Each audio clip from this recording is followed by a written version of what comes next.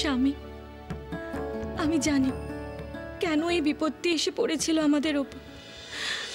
আমি তোমার উপর রাগ করে মরতে চলে গিয়েছিলাম, এ তারই ফল। আমাকে ক্ষমা করো প্রভু, আমাকে ক্ষমা করো।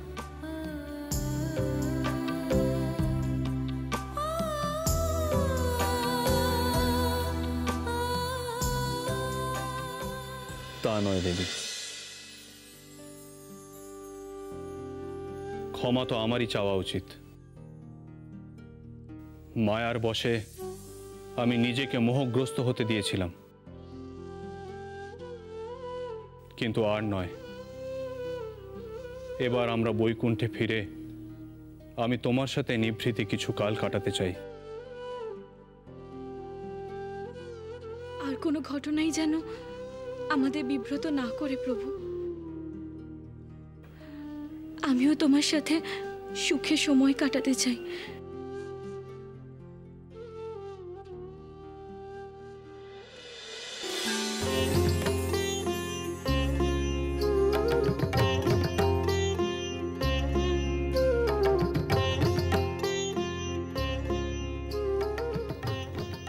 হে জগৎপালক, আপনি আমাদের অভিনন্দন গ্রহণ করুন।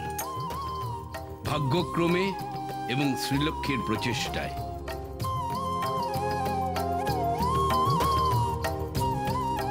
আপনি যোগিনীদের মায়া জগৎ থেকে মুক্তি পেয়েছেন।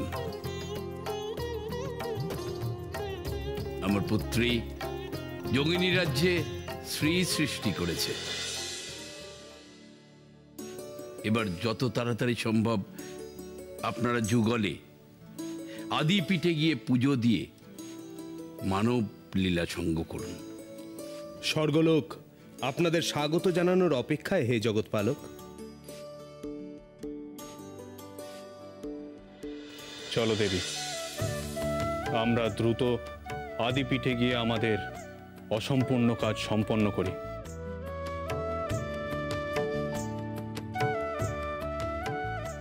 নচেত আবার বিপদের শঙ্কা থেকে যাবে। না প্রভু, আমি আর কোনো বিপত্তি চাই না। এবার আমি বৈকুণ্ঠে ফিরে পত্নী ধর্ম পালন করতে চাই। অনুমতি দিন পিতা, এবার আমরা যাত্রা করি। তোমাদের যাত্রা সফল হোক পুত্রী। প্রভু, আমি মর্তবাসীর মতো পদব্রজেই যেতে চাই আদিপীঠে, যেমন আগে গিয়েছিলাম। যা তোমার ইচ্ছা দেবী, আমার কোনো আপত্তি নেই। তবে একটি কথা স্মরণে রেখো পুত্রী, তোমাদের যাত্রাপথে যেন কোনো বিঘ্ন না ঘটে, যেন কোনো রক্তপাত না হয়, তাহলে তোমাদের যাত্রা সফল হবে না পুত্রী। অবশ্যই পিতা, আমাদের যাত্রাপথে আমি আর কোনো বাধা সৃষ্টি হতে দেব না। প্রণাম।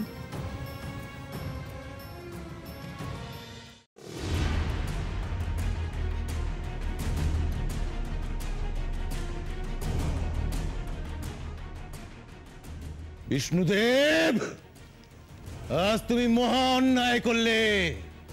আমি ভার্গব বিষ্ণুদেব, মহর্ষি ভৃগুর পুত্র, ব্রাহ্মণ। তুমি এক ব্রাহ্মণকে আঘাত করলে, অঙ্গহানি করলে আমার। আজ আমি তোমার অভিশাপ দিচ্ছি, যে প্রিয়ার জন্য তোমার এত ক্রোধ নারায়ণ, সেই প্রিয়াকে তুমি হারাবে।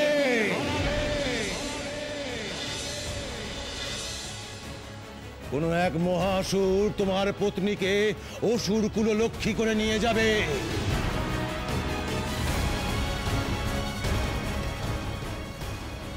তোমার বিরুদ্ধে তোমার পত্নী অসুর কুলের পক্ষে গিয়ে তাদেরকে রক্ষা করবে।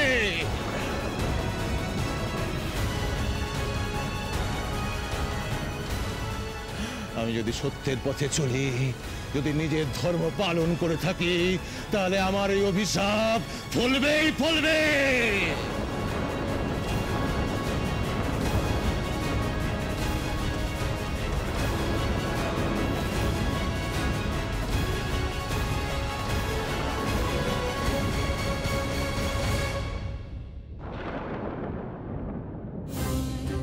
প্রভু, এ কি হলো? এ কি সর্বনাশ হলো?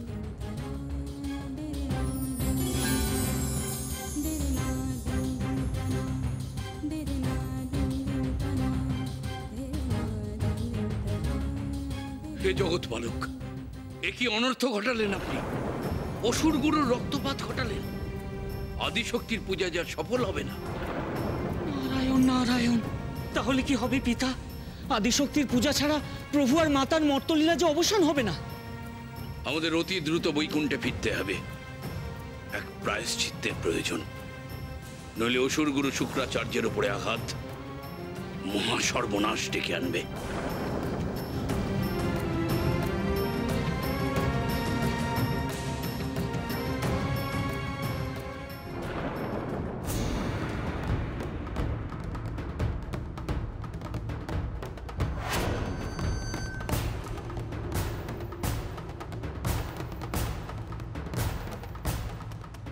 নারায়ণ,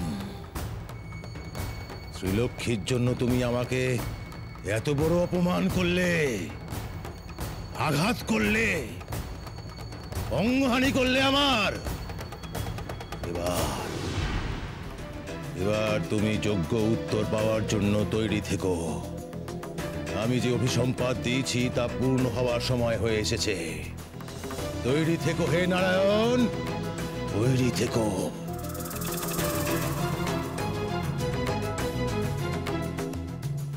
ধন্য ধন্য হে অসুর গুরু, আপনি অসুর কুলের জন্য যা কিছু করেছেন তা ইতিহাসে স্বর্ণাক্ষরে লেখা থাকবে। আপনি বাধা দিলেন বলেই তো লক্ষ্মীনারায়ণের মানবলীলা সম্পূর্ণ হলো না। আপনার এই অভিশাপ যাতে ব্যর্থ না হয় সেই পরিকল্পনাই করতে হবে হে অসুর গুরু।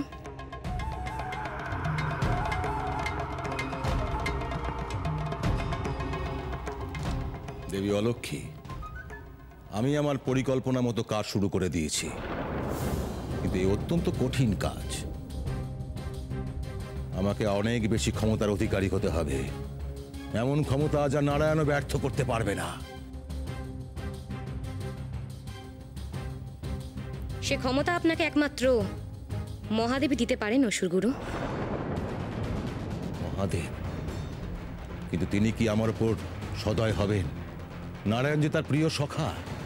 আপনি ভুলে যাচ্ছেন অসুর গুরু, মহাদেবের কাছে কিন্তু আপনিও অত্যন্ত প্রিয় পাত্র। ত্রিদেবের মধ্যে একমাত্র মহাদেবী অসুর কুলের প্রতি অত্যন্ত সদয়। আপনি মহাদেবের কাছে যান, সুবিচারের জন্য যান। অমৃত বন্টন থেকে শুরু করে পরপর যা কিছু অবিচার হয়েছে তা সবকিছু জানান, যুক্তি দিয়ে বোঝান। দেখুন না তিনি কি বিচার করেন।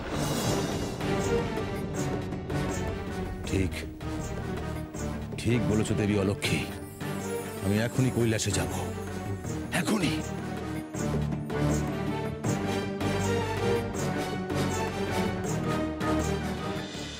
আমি নিজের শক্তিতে মৃত সঞ্জীবনী মন্ত্র দান করতে পারি। তুমি প্রস্তুত হয়ে এসো শুক্রাচার্য, আমি মন্ত্র দান করব। আমাদের এক্ষুনি মহাদেবকে আটকাতে হবে। এই মন্ত্র একবার অসুরদের আয়ত্তে এসে গেলে তারা আরো হিংস্র হয়ে উঠবে। মহাদেবকে আটকানো সম্ভব নয় দেবী।